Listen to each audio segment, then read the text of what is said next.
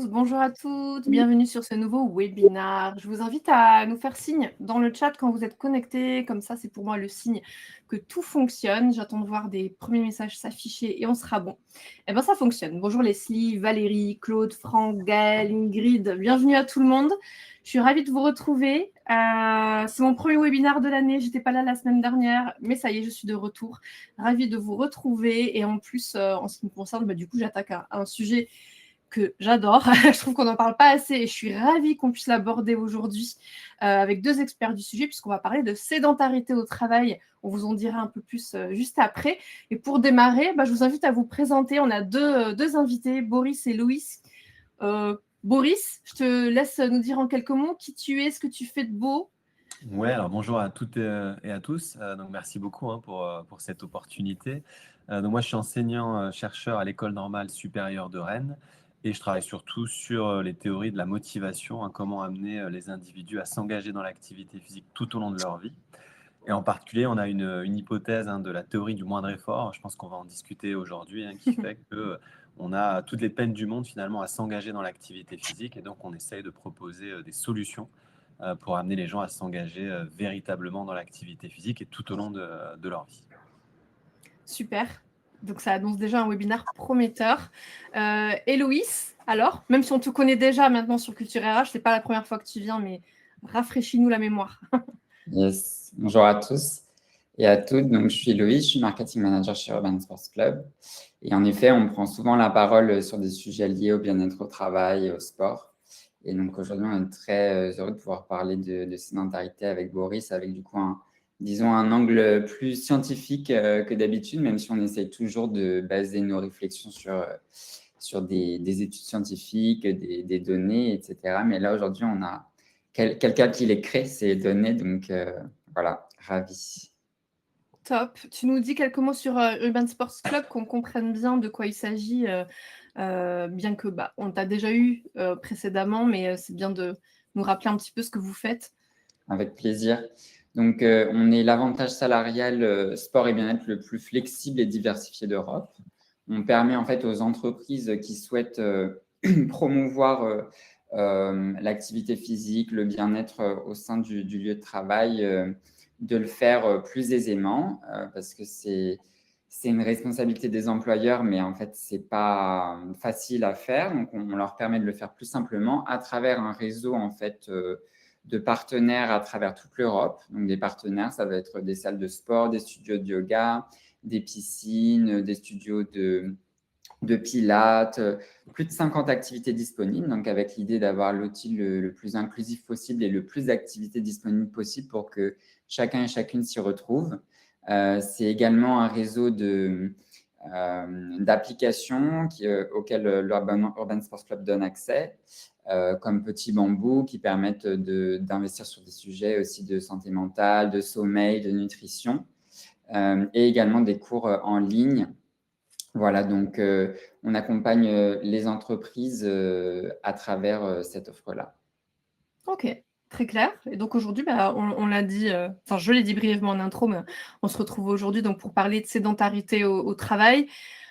Ça, vous le développerez après, mais on en parle peut-être un peu plus maintenant. On le reconnaît un peu comme le mal, peut-être pas du siècle, mais en tout cas des personnes qui sont beaucoup assises au travail. C'est mon cas, c'est certainement votre cas, vous aussi qui êtes en train de nous écouter. Et aujourd'hui, donc comme tu le disais, Louis, il y a cet angle scientifique qui va être très intéressant grâce à Boris et sa casquette d'enseignant-chercheur.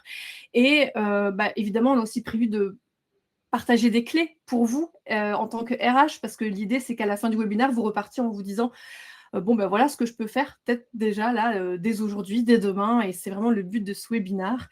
Est-ce que tu nous teases un petit peu, Loïs, sur ce qui est prévu là pendant cette heure, ce qui va être abordé, et puis après on avancera sur le cœur du sujet. Avec plaisir. Donc oui, la sédentarité, c'est un sujet avec lequel je pense la plupart des personnes qui travaillent dans le domaine du tertiaire sont plus ou moins familières, mais on va essayer de l'aborder d'une manière vraiment très rationnelle et scientifique avec Boris. Donc en la définissant d'abord et en voyant ensuite ses impacts sur la santé physique et mentale. et en comprenant surtout, puisque c'est le domaine d'expertise et de recherche de Boris, qu'est-ce qui fait qu'en fait on est sédentaire. Et ensuite, on verra en effet comment les employeurs peuvent favoriser une réduction au moins de la sédentarité de leurs équipes, à la fois sur le lieu de travail, mais aussi dans les autres sphères et les autres moments de leur journée et de leur vie. OK, bah, très clair et justement pour, clarifier tout ça, parce qu'il y a vraiment une nécessité aussi de se dire, enfin, c'était votre volonté aussi de clarifier quand on parle de sédentarité, de quoi on parle, parce qu'on n'a pas forcément tous la même définition. Alors, avant que Boris nous apporte ses éclairages, j'aimerais bien vous poser la question à vous qui êtes en train de nous écouter. Pour vous, qu'est-ce que la sédentarité? De quoi on parle? Voilà, quelle est votre définition? Qu'est-ce qu'on met derrière le mot sédentarité? Voilà, je vous laisse quelques petites secondes pour nous partager un peu vos avis, vos visions. Je vois Julie qui dit déjà immobilisme, tout simplement. J'attends de voir manque d'activité. Valérie ou Claude qui dit le fait de ne pas marcher ou bouger dans la journée. Maud qui dit ne pas bouger dans la journée ou très peu. Donc, vous voyez, jusque-là, il n'y a pas une définition uniforme. L'immobilité, long travail assis, inactivité physique, pas d'activité, ne pas marcher, rester toujours assis, position statique, poste fixe. Voilà ce qui ressort. Alors maintenant, on va voir. Boris, tu vas nous éclairer de quoi on parle concrètement quand on parle de sédentarité. Oui, alors il y a des définitions internationalement reconnues. Alors on peut effectivement commencer par la sédentarité, hein. C'est le fait d'être dans des activités en position assise ou allongée, en situation d'éveil. Et ça, on va considérer que c'est de la sédentarité. Donc c'est vraiment ce temps passé assis ou allongé en situation d'éveil. On va bien sûr pas compter du coup le sommeil dans ce temps de sédentarité. Donc globalement, on va dire que c'est le temps passé assis dans les activités quotidiennes ou allongées.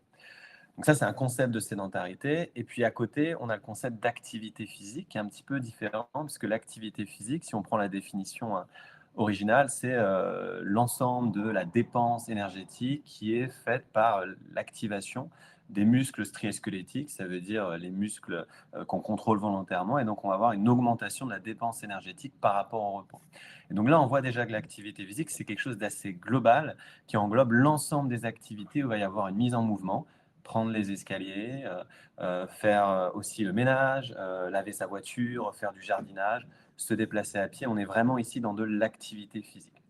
Et on a ensuite des sous-dimensions à cette activité physique, qui peut être l'exercice physique. Donc là, c'est des séances planifiées avec un objectif vraiment d'améliorer tout ce qui va être ses capacités cardio-respiratoires. Donc on a un objectif de santé, comme par exemple aller à la salle de fitness. On est dans de l'exercice physique, ou aller aussi avec des professionnels en activité physique adaptée qui vont vous faire faire de l'exercice physique.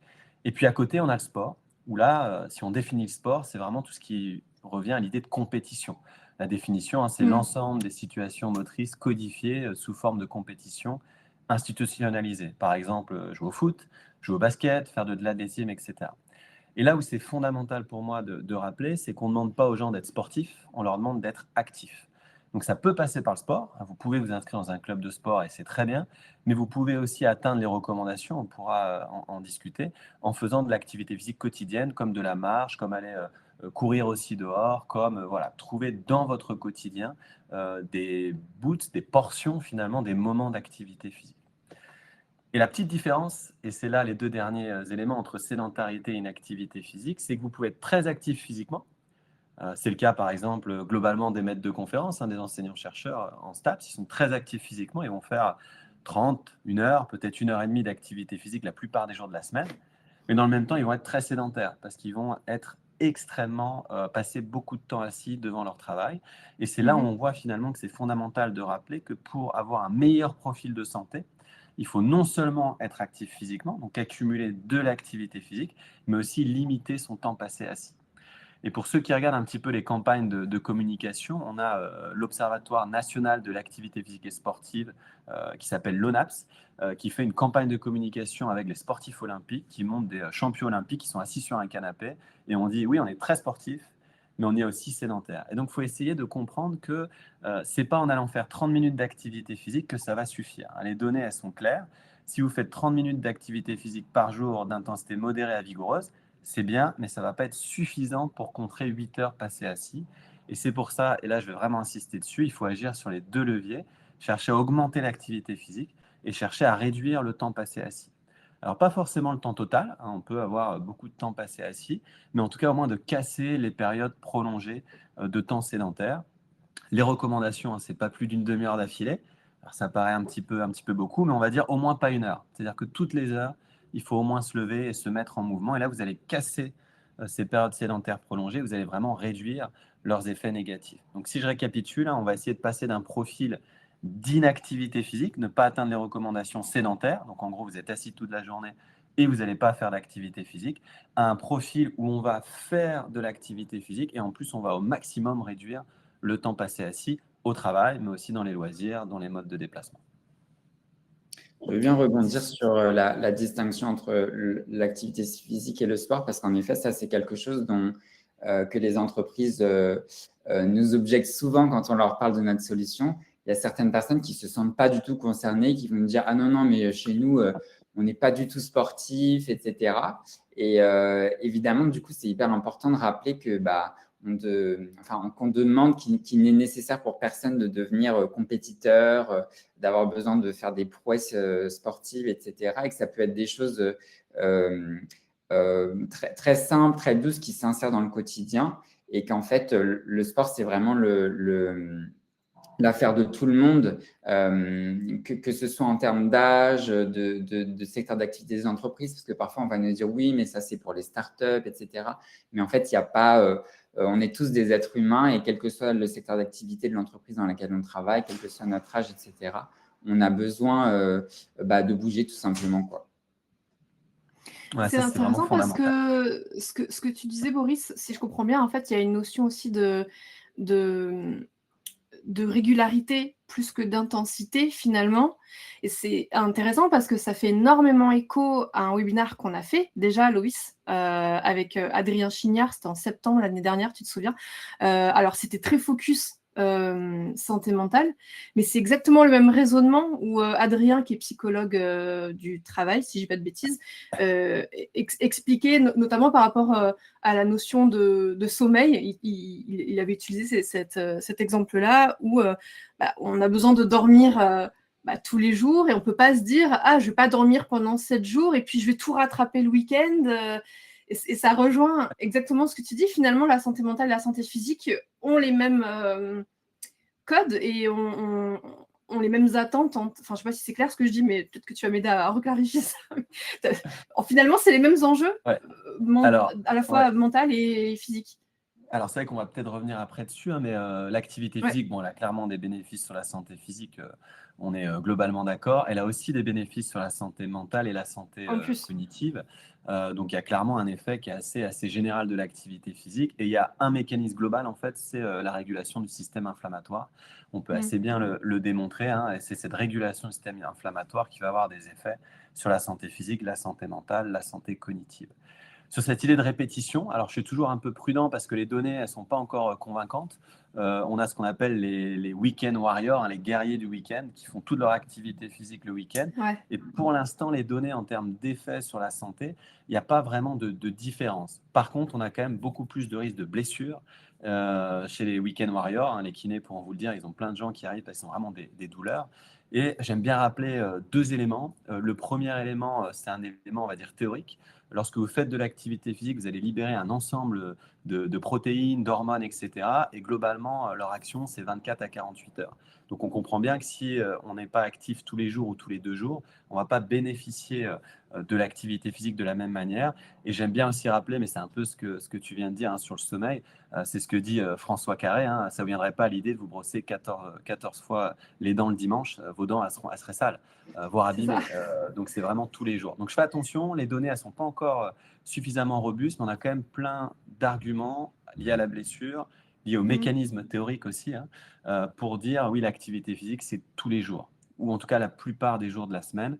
Et ça va aussi aider, là, au niveau des mécanismes motivationnels et psychologiques, ça va aider à développer des habitudes. Si vous faites uniquement le week-end, développer des habitudes d'activité physique, ça va être un petit peu plus compliqué. Très clair. Alors, je vois qu'il y a quelques ressources qui sont partagées dans le chat, hein, merci. Je vois qu'il y a des personnes qui te connaissent apparemment, Boris, qui partagent quelques ressources, donc c'est chouette. Alors, je rebondis sur cette slide, ça fait écho à ce que tu disais. Ouais, alors là, l'idée, c'est une slide qu'on aime bien mettre aussi parce qu'elle permet de positionner les comportements en termes d'intensité.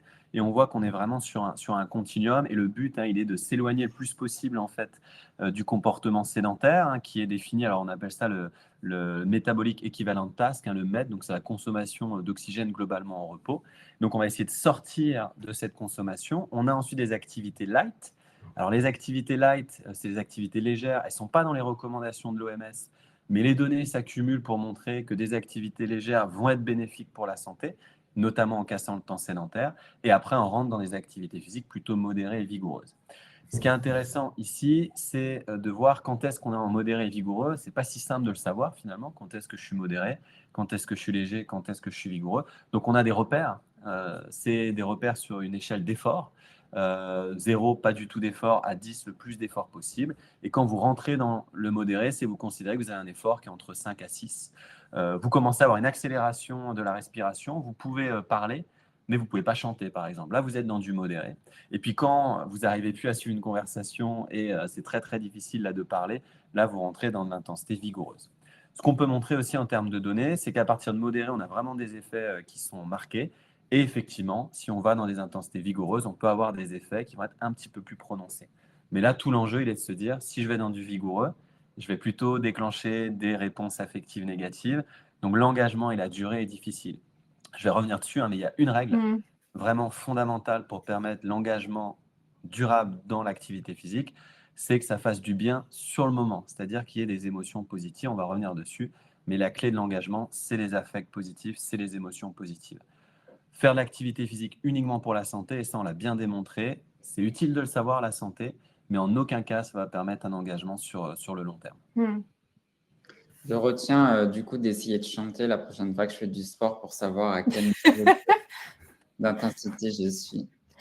Yes. Mais globalement, je trouve ça intéressant, cette idée d'équilibre. En fait, on a Mmh. parlé à la fois d'équilibre du temps qu'on passe à faire chacune des activités qu'on fait, se brosser les dents, faire du sport, dormir, faire des pauses. C'est qu'en fait, on a besoin de diversité tout au long de notre journée, quoi. Et au final, du coup, c'est un message assez simple, quoi. C'est qu'on a besoin de faire plein de choses différentes tout au long de la journée pour que chacune de ces choses fonctionne comme il faut. Mmh. Mmh mh. Question d'équilibre et de ne pas tomber dans les excès. Alors quels impacts, sur la santé? Du coup, la sédentarité, malheureusement, il y a des impacts très lourds, hein. On le voit déjà sur le premier encart de la slide. Ouais, alors là, on a mis sédentarité pour le concept global. On est plus là dans justement les effets de l'activité physique, indépendamment de la sédentarité. Hein. On est vraiment plus sur D'accord. l'activité physique. Mais les effets sur la sédentarité, le fait de rester assis indépendant de l'activité physique s'accumulent aussi. Mais oui, il y a un ensemble d'éléments. C'est ce que dit d'ailleurs Goodley en bas de la diapo, hein. Lui, il parle de remède miracle dans le sens où il y a énormément de bénéfices et très peu finalement d'effets secondaires. J'aime Mmh. bien aussi le rappeler, mais s'il y avait une boîte pharmaceutique qui arrivait dans une petite gélule à avoir tous les bénéfices de l'activité physique, ce serait la boîte pharmaceutique qui serait bien sûr la plus riche et on aurait vraiment la personne la plus riche sur Terre parce qu'il y a tellement d'éléments positifs avec l'activité physique que on aimerait bien l'avoir ici dans une gélule, mais bien entendu, ce n'est pas le cas et ce sera probablement jamais le cas. Donc on a des effets clairs, hein, les plus connus, c'est la diminution du risque de mortalité. J'aime bien rappeler ce chiffre, hein, on est entre 3,2 à 5 millions de décès par an dans le monde des causes associées au manque d'activité physique, donc ça fait un mort tous les 6 secondes. Donc si on calcule là, le temps du webinaire, on peut calculer le nombre de personnes qui sont décédées parce que dans leur vie quotidienne, ils n'ont pas réussi à implémenter de l'activité physique. On a aussi un ensemble de conséquences sur les maladies chroniques. Alors les plus connues, hein, c'est diabète de type 2, obésité, cancer, hein, cancer du sein, cancer du côlon, risque d'accident cardiovasculaire. On va aussi avoir des effets sur la santé mentale, on va revenir dessus. Mais voilà, sur la santé physique, on a déjà ça qui est assez clair. Et à côté de l'activité physique, on a les effets de la sédentarité. Et ce qu'on peut montrer, hein, c'est que la sédentarité va avoir les mêmes effets finalement au niveau cardiovasculaire, au niveau risque de diabète de type 2. On va retrouver les mêmes effets. Et comme je disais tout à l'heure, pour casser les temps sédentaires prolongés, hein, pour casser 8 heures de sédentarité par jour, là, il faudrait être à plus d'1 heure et demie, 2 heures d'activité physique quotidienne. Donc, ça devient extrêmement, extrêmement Ah compliqué. oui. C'est pour ça qu'il faut vraiment penser aux deux, hein, vraiment casser le temps sédentaire et être actif physiquement, puisque les effets sont relativement indépendants sur la santé, sauf qu'à extrême, vous êtes extrêmement actif, et là, effectivement, vous arrivez à peu près à compenser le temps passé assis, mais pour 95% de la population, il faut à la fois augmenter l'activité physique et casser ce temps sédentaire. Donc ça, c'est vraiment les impacts, voilà, sur la santé physique. Mmh. Et cette petite diapositive aussi, alors j'aime bien le rappeler parce que finalement, là on a l'impression que c'est extrêmement ancien, le fait que l'activité physique est un médicament. Mais en fait, si on regarde en termes de logique un petit peu la d'évolution, c'est extrêmement récent.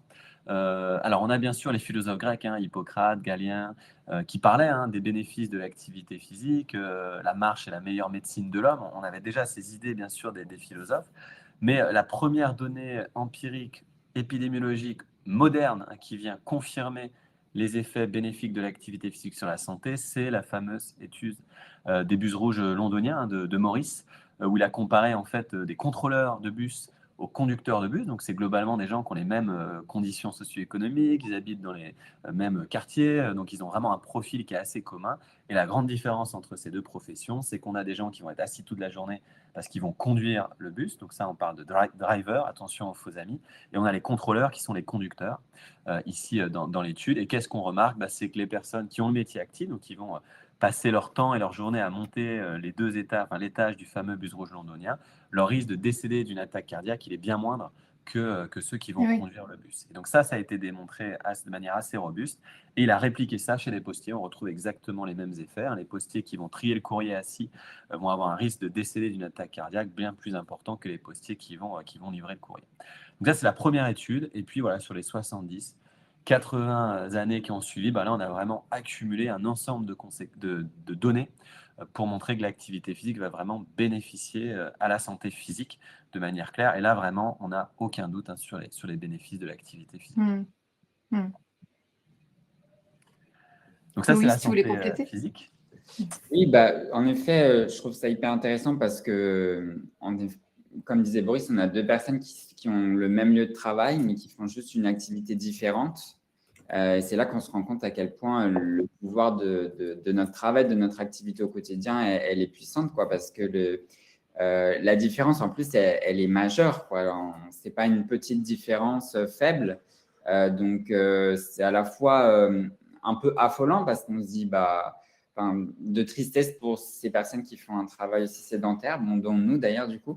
Mais il y a aussi un côté rassurant parce qu'en fait, c'est entre guillemets possible, pas facile, mais en tout cas, ce qui est à mettre en place est assez simple.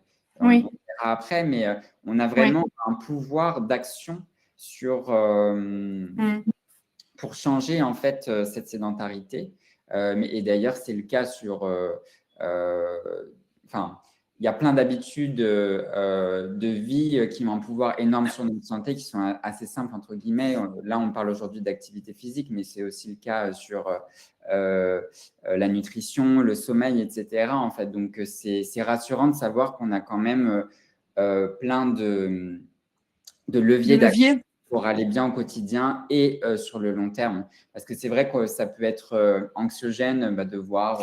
Oui, c'est vrai que quand on voit le tableau là, c'est assez alarmant, morbide, enfin, c'est pas forcément très gai, mais on va y venir, rassurez-vous, vous qui êtes en train de nous écouter, on va venir justement à ces leviers et vous allez vous rendre compte que finalement, il y en a qui sont très accessibles et qui nécessitent pas énormément de moyens ou de mise en œuvre, donc on va y venir.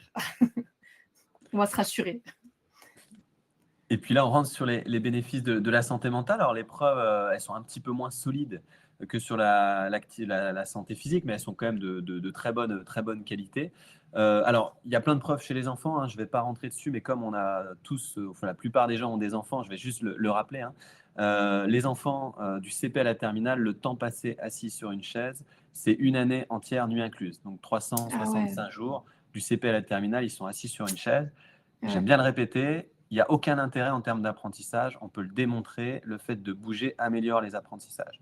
Donc, le système scolaire dès l'enfance nous pousse finalement à être assis. On a l'impression qu'il faut dompter le corps pour permettre des apprentissages de l'esprit. Et en plus, on va utiliser un philomythe en disant que c'est Descartes qui a parlé de cette dichotomie corps-esprit, alors qu'il n'a jamais dit ça. Donc non seulement la racine théorique, elle est fausse, puisque Descartes n'a jamais dit ça, et les données vont vraiment montrer que ce n'est pas le cas. Donc ça, c'est un peu la parenthèse sur l'enfance, mais on retrouve un petit peu les mêmes choses sur les métiers sédentaires.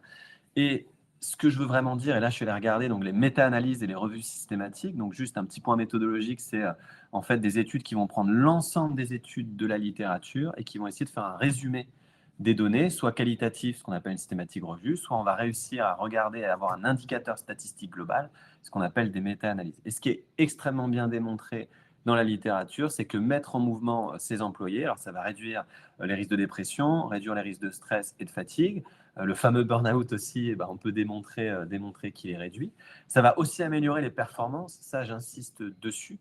On a un papier, nous, on démontre que le fait d'être debout au bureau ou d'être dans des positions assises qui demandent un petit peu de mouvement comme du Swiss ball, ça va améliorer les apprentissages. En tout cas, on n'a aucune étude qui a montré qu'être assis au bureau est associé à une amélioration des performances. Donc à la fois une amélioration de la santé mentale, une amélioration aussi des performances cognitives, et on a bien sûr des effets qui sont démontrés sur le présentéisme ou l'absentéisme, sur la satisfaction au travail, la productivité. Donc on a vraiment des effets qui sont assez marqués. Donc il y a vraiment à gagner là pour tout le monde, à la fois pour l'employé, clairement, et aussi pour les employeurs. Et puis dans la revue aussi systématique, il y a une activité qui semble un petit peu supérieure, mais c'est vrai pour toutes les activités. Ça va être celles qui vont associer le corps et l'esprit. Alors moi, je ne suis pas spécialiste, mais c'est toutes les activités où il y a un peu cette fameuse thématique du mindfulness. Alors, je ne suis pas du tout spécialiste, mais en même temps qu'on rajoute du mouvement, on va rajouter en fait un petit peu de détente et de réflexion sur le corps. Et ça va vraiment avoir des effets qui sont accrus. Donc j'insiste vraiment, les données de la littérature sont claires. La mise en mouvement des employés, c'est une amélioration des performances, c'est une amélioration de leur santé mentale et c'est aussi une amélioration clairement de leur capacité à rester dans l'entreprise. J'insiste aussi, alors moi je ne suis pas spécialiste, mais estimer le coût de votre burn-out par an pour un employé, imaginez le coût derrière d'une prestation qui va permettre d'inclure de l'activité physique dans l'entreprise. Après, on aura le temps d'en discuter, je pense, aussi avec Loïs. Quand on parle d'intégrer de l'activité physique en entreprise, c'est de permettre l'ensemble des conditions pour que les employés puissent le faire dans des bonnes conditions. Ça passe simplement, par exemple, par une douche.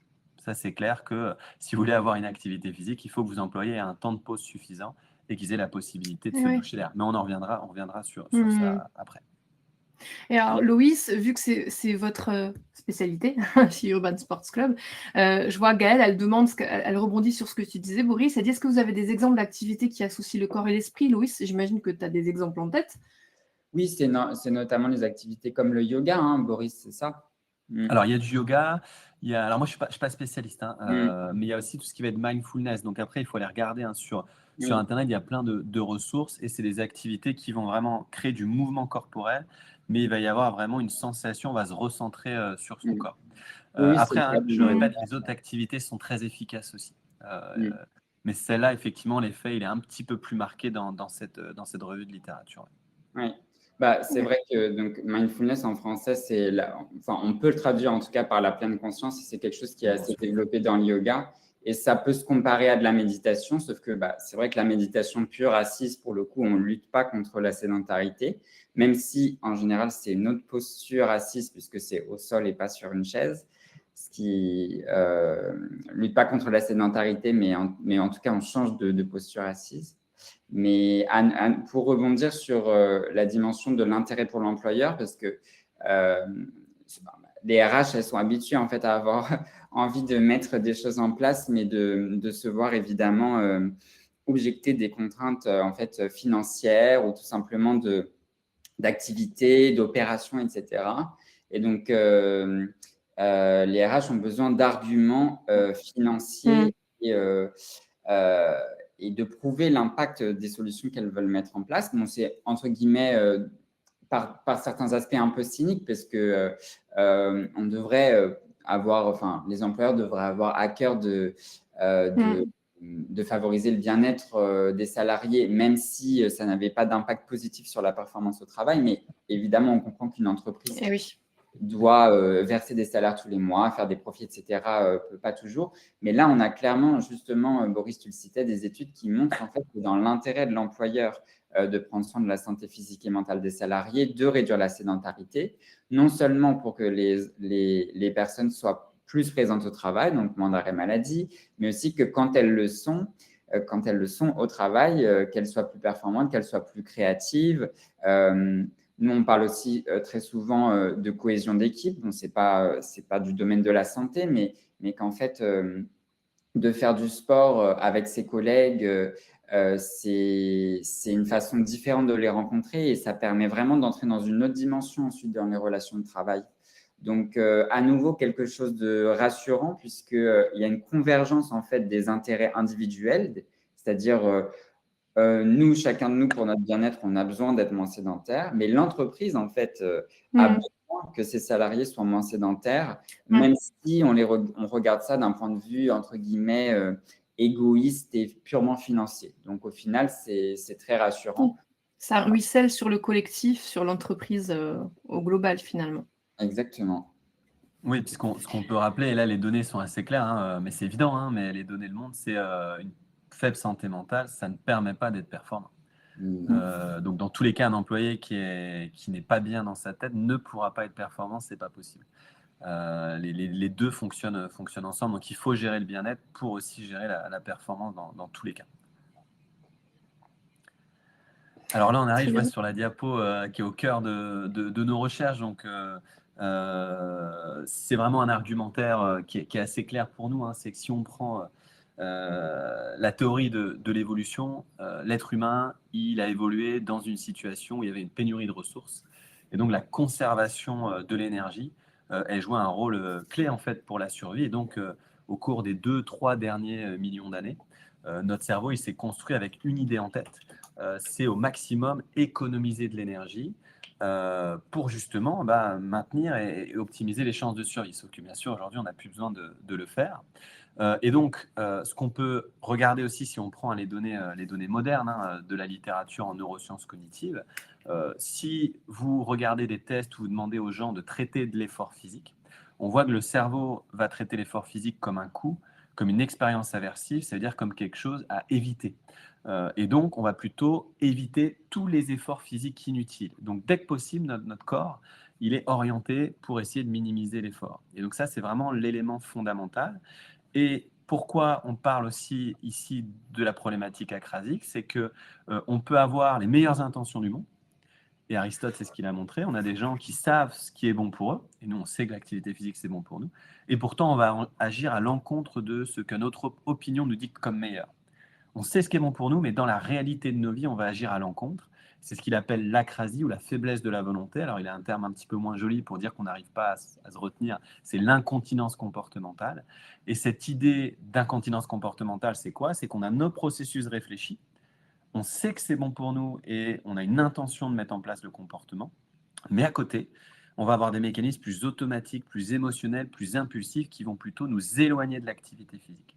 Et ces mécanismes qui nous éloignent de l'activité physique, c'est notre attraction vers le moindre effort. Et je le redis, notre cerveau, il est construit pour ça. Ça veut dire que si on prenait nos ancêtres, qu'on les mettait dans notre environnement, ils prendraient l'escalateur, ils s'asseyeraient dans le tram, ils prendraient les bus, parce que notre cerveau, il est en mode conservation au maximum d'énergie pour nous préparer aux pénuries potentielles. Donc, il faut accepter de contrer cette tendance innée au moindre effort pour réussir à mettre en place le comportement. Et c'est là où on va parler de comment faire dans notre environnement moderne où on n'a plus besoin d'être actif physiquement, dans l'instant. Nos ancêtres, ils avaient besoin, s'ils n'étaient pas actifs physiquement, assez rapidement, ils allaient mourir parce qu'ils n'avaient plus de réserve d'énergie. Nous, on n'a pas besoin d'être actif physiquement. Vous n'avez pas besoin d'aller courir ou d'aller marcher pour récupérer de la nourriture. Tout est présent. Vous n'avez pas de prédateurs qui menacent votre survie, donc vous n'avez pas besoin d'être actif physiquement. Et contrairement à l'activité physique, l'inactivité physique, c'est un tueur silencieux. On ne voit pas en fait que l'inactivité physique est en train de nous tuer à petit feu. Donc on a vraiment cette situation assez compliquée, qui est assez unique dans l'histoire de l'humanité. On est construit pour minimiser l'effort, on a besoin d'être actif physiquement, et on doit du coup dans cet environnement être capable de dire ok, comment je vais faire pour ne pas me laisser finalement attraper par mon cerveau à m'amener à minimiser au maximum l'effort et être capable de bouger suffisamment et de casser au maximum mon temps passé assis. Et c'est là on aura quelques solutions à proposer derrière. On va venir justement après aux solutions. Louis, tu voulais compléter? Oui, pour se faire l'avocat du diable, Boris, est-ce qu'on pourrait se dire qu'il faut attendre que les êtres humains évoluent pour ne plus avoir besoin d'activité physique pour être en bonne santé? J'imagine que c'est pas possible ou ça prendrait trop de temps, non? Alors, c'est une question qu'on nous a posée. Je ne suis pas spécialiste de tout ce qui est évolution génétique, mais à partir du moment où l'âge de décès est plus tardif que la reproduction, a priori, il n'y aura pas il y aura pas de Oui. sélection sur ça. Mais oui, imaginons qu'on aurait une vie qui ferait qu'on ait une vraie réduction importante de nos chances de survie et qu'il n'y ait pas cette reproduction finalement. Oui, ce serait possible, mais là, je pense que c'est pas un gène qui va être sélectionné. Mais oui, ça j'aime bien aussi le dire, hein, on est la seule espèce qui a besoin d'activité physique, hein. Si vous prenez les grands singes, hein, qui partagent 99% à peu près du patrimoine génétique avec nous, ils font pas du tout d'activité physique. On a un anthropologue, hein, qui compare leur vie, c'est Hermann Ponzer, qui compare la vie des grands singes à la vie de retraités dans une croisière sous les tropiques. Ils font rien. Ils font très très peu d'activité physique et pourtant ils n'ont pas de diabète, ils n'ont pas de masse grasse, ils n'ont pas de problème cardiovasculaire. Donc nous, en fait, on a hérité d'une situation assez où c'est un fardeau de l'évolution, hein. On est né pour être actif physiquement. D'ailleurs, on est l'espèce sur Terre avec les plus grandes capacités d'endurance. On n'a pas de concurrents, notamment par temps chaud et humide. Donc, on est vraiment né pour être actif. Et du coup, c'est associé à un fardeau. On a besoin d'être actif physiquement pour rester en bonne santé. Et au contraire, les autres espèces n'ont pas forcément eu cette sélection naturelle de l'activité physique. Donc oui, on pourrait imaginer que sur des générations futures, bah, peut-être que on pourrait avoir moins besoin d'activité physique via la sélection, mais ça imposerait que ce gène ne puisse pas se reproduire et donc apporte un désavantage sélectif. Et pour l'instant, je ne le vois pas, je vois pas pourquoi. Mais nous, ce que tu expliques, c'est qu'en fait, l'humanité, à travers son histoire, elle est passée de devoir être une des espèces les plus actives, en fait, autant en gros de la préhistoire, à aujourd'hui être une des espèces, en tout cas certains d'entre nous, les plus sédentaires, c'est ça? Ouais, c'est que si on regarde en fait comment étaient nos ancêtres, et pour le faire, on va surtout regarder par exemple les populations de tribus actuelles, de chasseurs-cueilleurs. On a par exemple les Hadza en Tanzanie, qui nous permettent d'avoir une idée de ce qui se passait chez nos ancêtres. En fait, ils sont extrêmement actifs physiquement, hein. Ils vont à peu près faire 13 km d'activité physique, enfin de marche par jour, 13 à 18 km par jour, pour la chasse, pour la récupération de nourriture. Mais entre ces moments d'activité physique qui étaient très, très utilitaires pour les récupérer des ressources, on a aussi le jeu, hein, mais pour récupérer des ressources, ils allaient être extrêmement sédentaires. Donc, ils alternaient en fait entre du mouvement qui était justifié pour aller récupérer des ressources, et dès qu'ils avaient atteint les ressources, ils étaient plutôt sédentaires. Et nous, on est un petit peu bloqué parce qu'on a toujours ces ressources, toujours accessibles. Donc notre cerveau, il n'a aucune raison de déclencher le mouvement de manière spontanée. Il n'a aucune raison de le faire en termes de ressources parce qu'on a tout qui est présent. Donc on est un peu bloqué dans cette phase de sédentarité. Donc en gros, on est à la fois né pour être actif et en même temps né pour conserver de l'énergie. Et le problème, c'est que notre environnement moderne, il ne nous offre pas les opportunités de mouvement et il nous offre un ensemble d'opportunités que notre tendance au moindre effort s'exprime. Et encore une fois, notre cerveau, il fait super bien le travail, il est hyper efficace. Donc, dès que possible, on va chercher à économiser le coût de l'effort. On est Notre propre ennemi. Ouais. C'est à nous de challenger ça finalement, ce mécanisme naturel. Alors on va justement, on a promis à notre audience qu'on allait en venir à l'aspect un peu plus solution, un peu plus positif, hein, n'est-ce pas? Donc comment est-ce qu'on favorise l'activité physique des équipes au travail, en dehors du travail d'ailleurs? Est-ce que c'est une question, est-ce que ça se passe sur les heures de travail, hors heures de travail? Enfin, Ouais. comment on se positionne par rapport à ça en tant que RH? Alors, moi, je vais répondre comme je le fais aux enseignants. C'est la responsabilité des enseignants, mais bien sûr, c'est pas que de leur seule responsabilité. Il y a l'ensemble des structures autour des individus qui doivent vraiment agir sur le mouvement. Ça inclut aussi les politiques publiques et ça inclut aussi les responsabilités individuelles. Ce qui est sûr, c'est qu'il faut réfléchir à l'ensemble des espaces-temps dans lesquels les individus vont agir.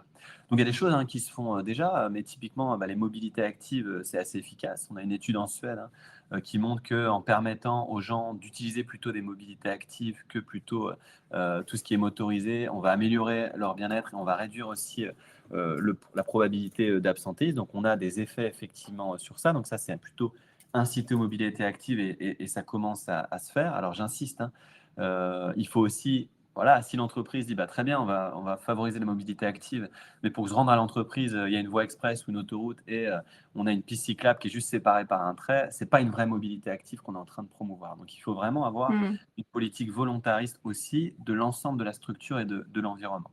Donc les mobilités actives, c'est ce qui va permettre le déplacement d'un point A à un point B. C'est vrai pour aller au travail, mais c'est vrai aussi dans le temps de loisirs.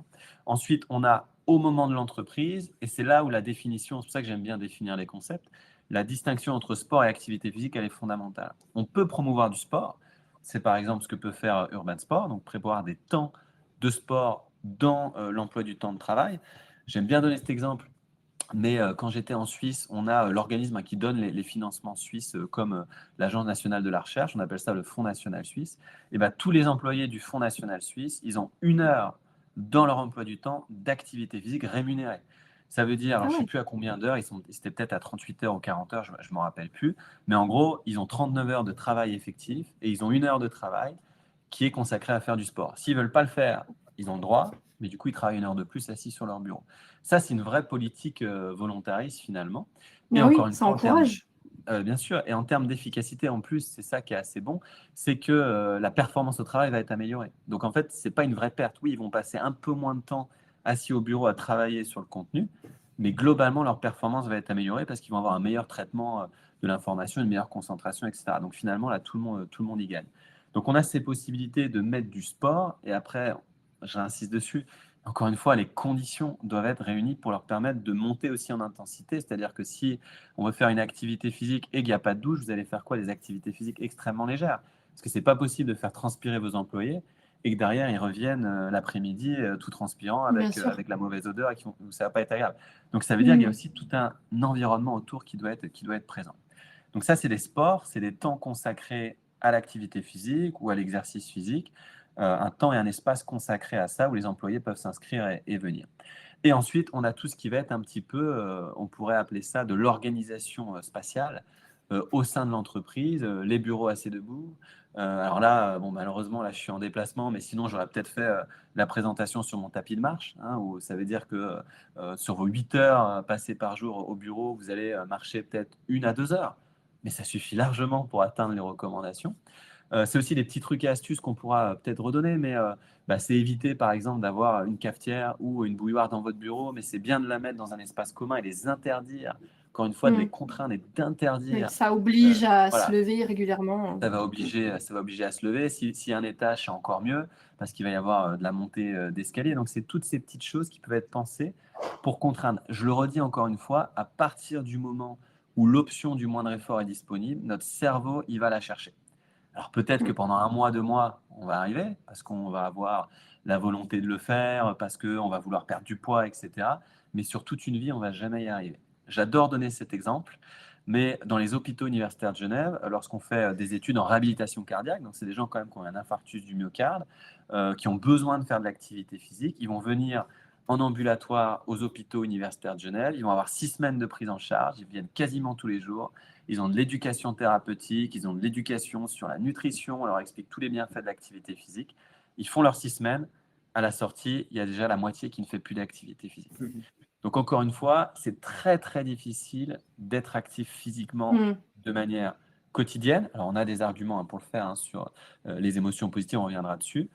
Donc un des arguments aussi pour mettre de l'activité physique au quotidien, c'est vraiment de contraindre un petit peu l'environnement spatial.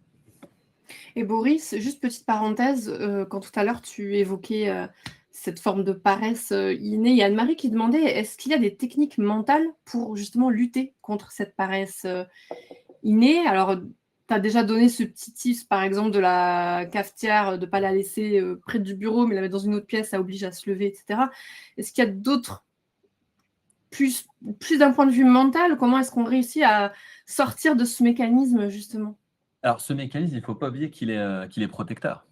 C'est un mécanisme qui est très protecteur à la base. C'est-à-dire que si vous avez une catégorie de population qui a une hypermotricité, et c'est les anorexie nerveuses, donc c'est les anorexiques, qui eux vont au contraire avoir des difficultés à pas aller dans l'effort. Donc c'est-à-dire qu'à partir du moment où notre cerveau il cherche l'effort pour l'effort, ça devient pathologique. Donc il faut vraiment se rappeler que notre cerveau, par définition, il est câblé pour essayer d'économiser de l'énergie et c'est son mode de fonctionnement normal. Donc c'est un mécanisme normal. Par contre, et c'est là où il faut vraiment bien comprendre le mécanisme, c'est une question d'effort inutile. Donc c'est une question de coût-bénéfice, vraiment de coût-bénéfice. Donc, à partir du moment où le coût associé au comportement d'activité physique, il est plus faible que les bénéfices attendus, normalement, on va s'engager. Je donne un exemple sur Grenoble, puisque j'étais longtemps à Grenoble. À Grenoble, la majorité des personnes vont prendre le vélo pour se rendre au travail. Pourquoi? Alors, il y a eu beaucoup de critiques, hein, bien sûr. Le maire, il a contraint en gros l'environnement, et ça fait que si vous allez en vélo, vous êtes plus rapide qu'en voiture. Il n'y a pas photo. Si vous êtes en centre-ville, vous allez beaucoup plus rapidement en vélo qu'en voiture parce que la place a été donnée centrale au vélo. Donc là, c'est quoi? J'ai un coût, c'est un coût de l'effort. Des fois, il fait froid, des fois, il pleut, des fois, j'ai pas envie. Donc, il y a ce coût-là.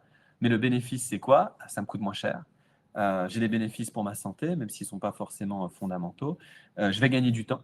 Et donc, il y a tous ces bénéfices qui viennent effectivement ici contrer un petit peu le coût de l'effort. C'est toujours cette idée de balance coût-bénéfice qui doit être mise en place.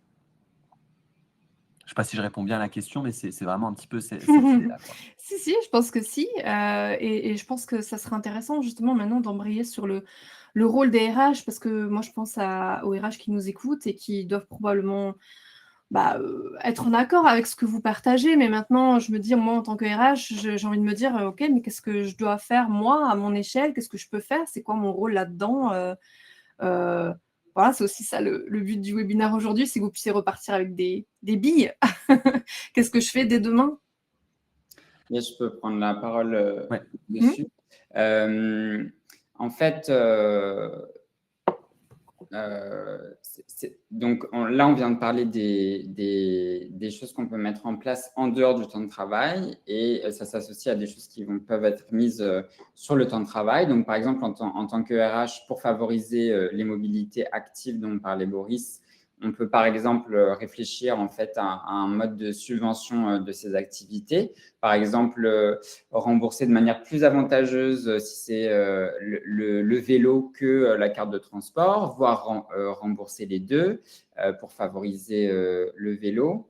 On peut également, il y a tout un tas d'activations et de petits challenges qui peuvent être mis en place en fait, pour favoriser l'activité.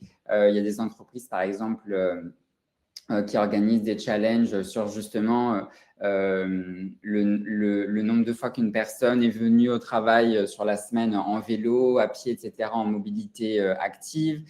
Enfin, il y a une idée aussi de gamification qui peut être utilisée et ça a des impacts du coup non seulement pour booster l'activité, mais ça a aussi des impacts sur la cohésion d'équipe. Parce qu'en fait, ça crée un sujet de discussion pendant les pauses, de blagues, parce qu'en fait, ça fait que tout le monde se sent concerné et ça devient un sujet léger. Et en fait, ça fait de la prévention d'une manière assez naturelle, en fait.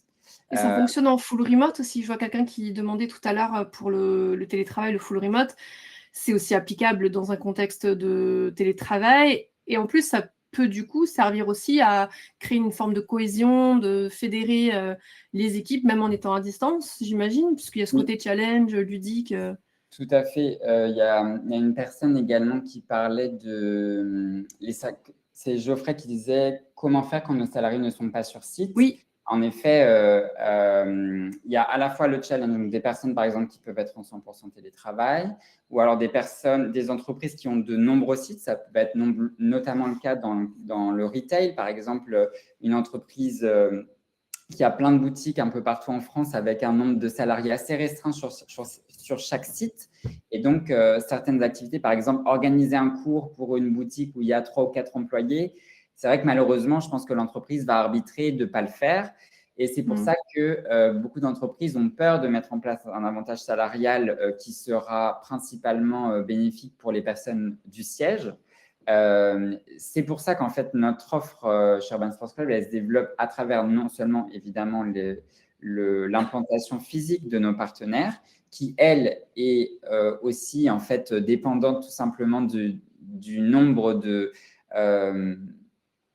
de lieux de sport en fait à travers le territoire français. C'est-à-dire que évidemment que dans une plus petite ville, il y a moins de choix qu'à Paris malheureusement. Mais ça, en fait, quelle que soit la solution que vous allez utiliser, ce sera le cas. Mais c'est pour ça qu'on développe aussi le catalogue d'applications. J'en ai un peu parlé dans le chat pour répondre à notamment des questions sur quelles applications vous utilisez pour faire des activités de pleine conscience. Donc, le catalogue d'applications chez Urban Sports Club, c'est en fait un ensemble d'applications partenaires. J'ai donné l'exemple de Petit Bambou qui est assez connu. Et en fait, à travers votre abonnement Urban Sports Club, vous avez accès à l'abonnement Petit Bambou, par exemple. Et à d'autres applications, j'en ai parlé un petit peu, qui parlent d'autres dimensions du bien-être sur le sommeil, sur l'alimentation, etc. Et le troisième volet, c'est tout ce qui va être cours en fait en ligne, soit en direct, soit en vidéo à la demande. Donc voilà, ça permet globalement de couvrir l'ensemble des salariés, même ceux qui ne sont pas sur site ou dans des lieux qui ne sont pas couverts par notre offre. Mais c'est vrai que c'est un challenge, évidemment. En fait, c'est un challenge à travers un pays. C'est que la France, c'est un pays très centralisé. Donc, c'est difficile, en effet, pour une entreprise de mettre en place une solution qui soit équitable pour tout le monde. C'est pour ça qu'il faut avoir un volet de solutions. Et même dans les grandes villes, d'ailleurs, Boris parlait du fait d'avoir une douche dans les locaux, etc. Évidemment que c'est l'idéal. Quand ce n'est pas possible, c'est pour ça que nous, notre offre, elle se focalise principalement sur l'activité en dehors du lieu de travail. Ça peut être sur le temps de travail, sur la pause déjeuner, juste après, juste avant le temps de travail, mais dans un lieu qui est défini. Et l'intérêt d'avoir aussi un vaste réseau de partenaires, c'est que vous pouvez faire du sport non seulement sur votre temps de travail, j'en parlais, avec ses collègues ou tout seul. Si on n'a pas envie de faire avec ses collègues, on a le droit aussi de ne pas avoir envie de faire du sport avec ses collègues, mais également de pouvoir en faire à côté de chez soi, parce qu'il y a certaines personnes qui vont vouloir en faire en rentrant après la journée de travail. Enfin, en fait, pour favoriser au maximum la pratique physique, il faut qu'il y ait plein d'options différentes, parce qu'en fait, tout le monde n'a pas envie de faire l'activité qui va être proposée, par exemple, par l'équipe RH. Et l'équipe RH ne peut pas non plus organiser 20 cours par semaine pour, je ne sais pas, par exemple, une entreprise de 50 ou 100 employés. On le comprend très bien. C'est pour ça que voilà, notre solution, elle se base plutôt sur l'ensemble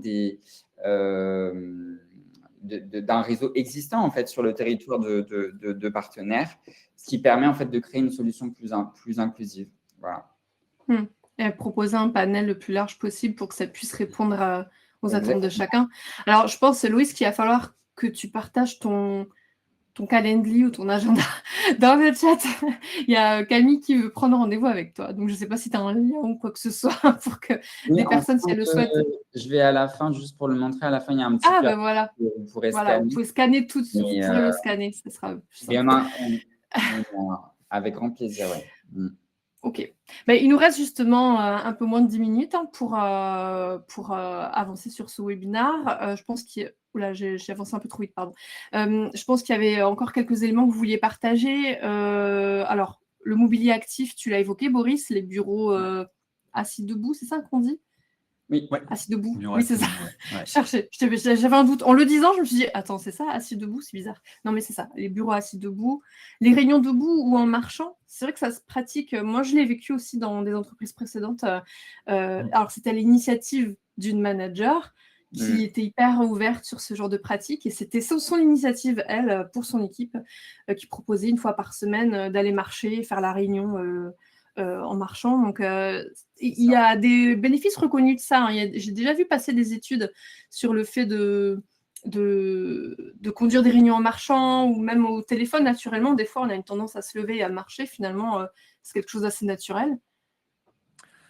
Oui, on a plein de techniques. Alors moi, je fais hyper attention toujours sur ça parce que Ce qu'on aime bien maintenant dans la recherche, c'est ce qu'on appelle de la co-construction d'intervention ou co-construction de design, etc. Donc, je pense qu'en gros, ce qu'il faut comprendre, c'est les effets négatifs de la sédentarité et de l'activité physique, comprendre la responsabilité aussi, notamment pour les métiers sédentaires, et ensuite d'avoir des interventions qui vont s'ajuster au contexte particulier de l'entreprise et aussi aux caractéristiques des employés. Donc, le mobilier actif, ça peut être une solution. Ça peut être aussi voilà, des réunions debout en marchant. On peut aussi donner des tips aux employés, c'est-à-dire que leur dire à chaque fois que vous avez un coup de fil, le réflexe, c'est de marcher. Moi, typiquement, je le fais. Donc, dès que je suis au téléphone, je sais que je vais me lever et ça devient un automatique. Vous y réfléchissez. Il n'y a plus de manière il n'y a plus besoin de réfléchir. Et effectivement, tout ça, ça montre des bénéfices. Alors, il y en a plusieurs. C'est que, encore une fois, c'est le moindre effort, hein. On est moins agréable debout. Donc, on a tendance un peu plus efficace aussi dans les réunions. Ça, c'est clair. Parce qu'on est un petit peu moins à l'aise. Donc, on va être un petit peu plus efficace pour la réunion. Et l'autre chose aussi qui est très efficace, c'est qu'on casse le temps sédentaire. Et donc, comme on casse le temps sédentaire, on a les bénéfices derrière sur la santé. Donc là, j'ai vraiment envie de dire, c'est à chaque fois à discuter avec le contexte de l'entreprise, les employés. Ça peut être des pédaliers aussi, hein, qui sont beaucoup plus, qui sont Ouais. moins visibles. Le tapis de marche, voilà, il y a des gens, moi j'adore ça, mais il y a des gens qui aiment moins. Donc ça peut être aussi des steppers qu'on met, où là vous êtes dessus et vous verrez que voilà, toutes les 15-20 secondes, vous allez un petit peu marcher dessus. Et ça permet d'activer en fait vos muscles et donc de faire circuler un petit peu le sang et donc vous casser les effets délétères de la sédentarité. Ce qu'il ne faut pas faire, et ça par contre je vais insister, c'est passer d'une journée où vous êtes tout le temps assis, et ça fait 10 ans que vous êtes tout le temps assis, et le lendemain vous dites super, je vais me mettre debout, là vous mettez debout en statique pendant 8 heures, là vous allez avoir des maux de dos, vous allez souffrir. Il faut vraiment faire On en attention. revient à ce que tu Ouais, disais tout à l'heure, en fait, c'est une question de dosage, d'équilibre. ouais. La Mm. meilleure position, c'est celle qui ne dure pas. Ça, c'est vraiment la règle. Donc, il faut être capable de bouger. Et si vous êtes trop statique debout aussi, c'est pareil. C'est pas forcément. C'est mieux qu'être assis, mais c'est pas l'optimum. Et c'est pour ça qu'il faut rajouter un petit peu de contraction. Donc, la règle, c'est l'alternance, quoi. C'est vraiment l'alternance. Ouais. Donc, soit l'entreprise peut agir en essayant de créer des conditions voilà, de pause café éloignées, etc. Mais aussi de sensibiliser la personne en disant voilà, 8 heures par jour, là, en gros, on prépare son infarctus, hein, si on le dit de manière un peu négative, quoi. Et assez tôt. Assez tôt, hein, les Ouais, médecins ouais. commencent à avoir des infarctus du myocarde avant 30 ans.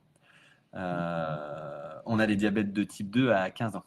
Donc, on a une situation, c'est ça que François Carré parle de tsunami sanitaire, on a une situation qui est quand même pas extraordinaire. Donc, il faut vraiment aussi voilà, sensibiliser les gens à se dire, non, si je reste assis 8 heures par jour, même si j'ai une demi-heure d'activité physique, c'est pas suffisant, quoi. Donc, voilà, les RH, ils ont le rôle aussi à jouer sur ces idées de De sensibilisation sensibilisation. de leurs partenaires. Ouais. Et en fait, on voit toute l'importance il y a un ensemble de parties prenantes qui doivent jouer leur rôle. En fait, Anaïs, tu disais par exemple que tu avais un moment que tu travaillais et que tu avais une manager qui était très intéressée par ce sujet, que vous faisiez une réunion debout. Et c'est là qu'on voit qu'en fait, tout le monde doit être investi dans le sujet. C'est-à-dire que non seulement les RH, mais si c'est les RH tout seul, toute seule qui s'y mettent, l'impact va être limité. Il faut que la direction soit convaincue, il faut que les managers soient embarqués dans le projet. On peut également travailler avec le CSE. En fait, il faut en faire un projet global. C'est ce qu'on voit là, Loïs, dans le chat. Tu vois, il y a Annabelle, elle dit qu'elle est en entreprise industrielle avec une mentalité ancienne génération. Donc, ça veut dire qu'il faut qu'elle aille convaincre sa direction aussi. Grosso modo, si on résume un peu, comment elle peut, elle, à son échelle, avoir un impact pour faire bouger un peu la culture de l'entreprise, finalement?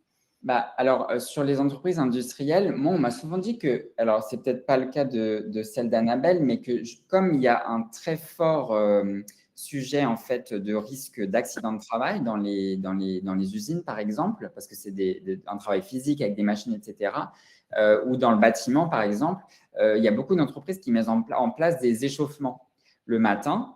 Et donc, ça peut être une porte d'entrée de dire, OK, on fait l'échauffement le matin, mais peut-être qu'en fait, on pourrait faire des autres sessions de sport un peu dans la journée. Et s'il y a une question aussi d'avoir des personnes qui sont sur site, donc dans un travail actif dans une usine, par exemple, et le reste de l'entreprise qui est au siège est plus sédentaire, c'est de mettre en parallèle les deux. De donner l'exemple, par exemple, des deux personnes qui travaillent dans le bus, mais avec un travail très différent, et de dire, là, c'est pareil, on est tous dans la même entreprise, mais on n'a pas du tout les mêmes enjeux. On a les personnes qui sont sur site dans l'usine, par exemple, qui sont très actives, qui ont un risque de blessure élevé. Donc, eux, ça va être plutôt un enjeu de s'échauffer, ça va être un enjeu de posture de travail, etc., d'ergonomie, alors que les personnes qui sont dans les bureaux, ça va être un enjeu là de casser, comme on l'a expliqué là, pendant tout le webinaire, les moments de sédentarité. Et donc, c'est vrai qu'en effet, au sein de l'entreprise, selon les secteurs d'activité, on peut avoir des profils qui vont avoir besoin de solutions très différentes. Mais casser une mentalité, je n'ai pas de quick win comme ça parce qu'en fait, on l'a expliqué, ça vient depuis l'école. On passe en fait tout le début de notre vie à nous apprendre que pour bien travailler, il faut non seulement être assis, mais si on revient encore plus avant, il faut être assis les deux pieds à plat, les mains sur la table. Cependant, il y a les initiatives individuelles, comme l'exemple que je donnais de la manager. Enfin, ça peut aussi être des initiatives individuelles qui, on peut espérer, progressivement puissent faire évoluer la mentalité globale de l'entreprise. Se rassurer et de comprendre que en fait, c'est tout un système en fait, de pensée à changer et que le travail, la performance, ce n'est pas que assis devant son poste de travail. C'est en fait qu'on est aussi en train de travailler quand on est souvent à la pause café en train de discuter avec ses collègues d'un sujet de bureau, on est tout aussi performant. En fait, on n'est pas en train de produire, mais on est en train de débloquer un sujet, de penser à ce sujet de travail d'une manière différente parce que justement, on n'est pas devant notre poste de travail. Donc, voilà, pas de quick win, mais en fait, tous les acteurs en fait, de la chaîne que j'ai cités, les RH, le CSE, les managers, le top management, doivent jouer leur rôle, les salariés individuellement également. Donc, c'est un travail de longue haleine. Il y a des choses qu'on peut mettre en place qui ont un impact direct, mais pour en fait créer une entreprise où il n'y aurait plus du tout de sédentarité, c'est possible théoriquement, mais c'est juste que ça prendra beaucoup de temps parce qu'il faut changer les façons de travailler de tout le monde et ça ne prend pas 5 minutes. Donc, c'est normal aussi que ça prenne du temps. Il ne faut pas se mettre, en tant qu'RH, il ne faut pas se dire si je n'ai pas réussi à ce que l'ensemble des salariés soient plus sédentaires, j'ai échoué. Non. Si j'ai réussi à mettre une chose en place, petit à petit, l'année prochaine, ce sera une solution en plus et l'année d'après, une autre initiative. Il faut aller aussi lentement. On sait que les RH sont encore plus que les autres salariés sujets à plein de soucis de santé mentale. Donc, il faut avoir cette responsabilité, mais aussi pas trop se mettre la pression, quoi.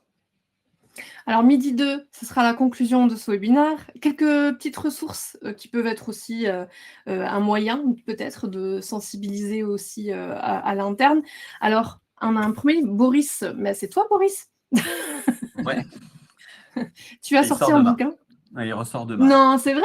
Ouais, il est en poche demain. Super. Ouais. Waouh! Et voilà, comme ça, si vous êtes curieux d'aller lire Boris et ses travaux. Donc, le syndrome du paresseux, j'imagine que tu reprends des éléments que tu as pu nous partager aujourd'hui, même si c'était qu'un tout petit aperçu, mais bon, ça donne un peu une idée de ce que tu abordes dans le livre.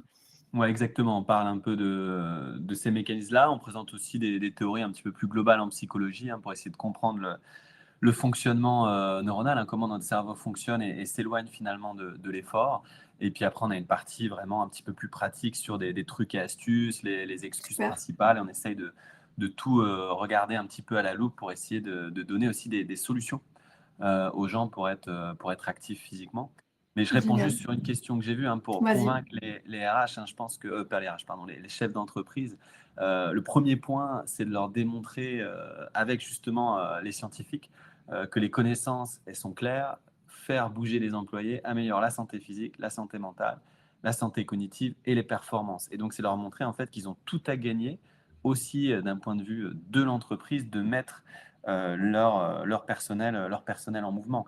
Et une fois qu'ils sont convaincus de ça, c'est effectivement d'aller sur la phase d'implémentation avec des propositions qui ne demandent pas forcément un chamboulement important de l'entreprise. C'est là il faut co-construire justement avec l'entreprise pour avoir des solutions qui s'adaptent un petit peu et qui vont permettre de créer de créer du mouvement et en fait, ils vont voir tous les bénéfices. Je veux dire, il n'y a pas de doute, ils vont voir tous les bénéfices cumulés au niveau mental et au niveau de performance aussi et de la santé physique des employeurs. Comme on fait avec les enseignants.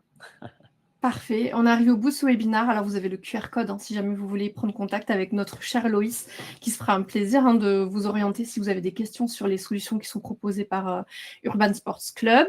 On arrive au bout. Je pense qu'on a fait le tour. On a un peu dépassé. Désolé, il est 12h04. Voilà. on se refait pas. Je vous ai mis le support dans l'onglet Handouts pour ceux qui veulent récupérer le support. Et puis, moi, je vous retrouve dès ce jeudi, puisque ce jeudi, alors, tout autre sujet, puisqu'on parlera IA. IA au service du talent management. Si c'est un sujet qui vous parle et que c'est l'actualité de votre entreprise, rejoignez-nous, puisqu'on sera aux côtés de Raphaël et Marie-Sophie pour parler IA et talent management, donc formation, entretien professionnel, tout ce qui concerne le talent, le management. J'en profite. Merci à vous deux, Boris, Loïs. C'est passé très vite. Je pense que tous les messages les plus importants sont passés. Merci pour votre présence aujourd'hui. Merci à l'audience qui était très active comme d'habitude. Un petit mot de la fin, Loïs? Allez, c'est toi qui donne le mot de la fin. Oui, un message d'espoir, entre guillemets, en tout cas d'être positif sur le sujet, c'est qu'on a vu qu'en fait, tous les intérêts, ils sont alignés et que donc, si on arrive à bien l'expliquer à toutes les parties prenantes, on voit que chacun, d'un point de vue individuel et collectif, a intérêt, en fait, à réduire la sédentarité. Donc, il n'y a pas de raison qu'on n'y arrive pas si tout le monde y a intérêt, quoi. C'est très beau. Très beau. Merci pour ce message d'espoir. Bonne journée à tous. À très bientôt. Merci tout le monde. Merci encore. Au revoir.